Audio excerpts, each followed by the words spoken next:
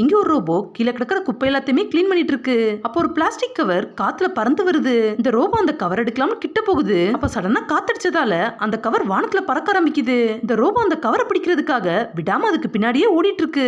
அதை ஃபாலோ பண்ணிக்கிட்டே ஒரு பில்டிங் குள்ள போயிட்டு இது மட்டுமே வெளியில வருது. இதுவும் அந்த கவர் எங்கன்னு தேடி பார்த்தா அந்த கவர் இதுக்கு பின்னாடி தான் வந்துட்டு இருக்கு. இது மறுபடியும் அந்த கவரை பிடிக்கிறதுக்காக ஓடிட்டு இருக்கு. அந்த கவர் தண்ணிக்கு மேல பறந்து போனதால அந்த ரோபோ அங்க இருக்க ஒரு கொடை எடுத்துட்டு அதை ஸ்ட்ரைட்டா பிடிச்சுக்குது. அப்ப அங்க காத்து பயங்கரமா அடிக்கிறதால அந்த கொடையும் பறக்க ஆரம்பிக்குது. இந்த ரோபோவும் அது கூட சேர்ந்து பறந்து போகுது. இது மெதுவா அந்த கவர் கிட்ட போனதும் அந்த கவரை பிடிக்கலாம்னு பாக்குது. பட் இதால அதை பிடிக்க முடியாம இந்த ரோபோ கீழே விழுந்துருது. அப்ப அந்த ரோபோ முன்னாடி தான் அந்த கவர் கிடக்கு. இந்த ரோபோ மெதுவா அந்த கவர் கிட்ட கையை கொண்டு போக அப்ப இதோட சார்ஜ் காலியாகி இது அப்படியே ஆஃப் ஆயிருது. அடுத்த நாள் விடிஞ்சதும் இந்த ரோபோ ஒரு ஓரமா உட்கார்ந்துட்டு இருக்கு. அங்க இதோட கையில தான் அந்த கவர் இருக்கு.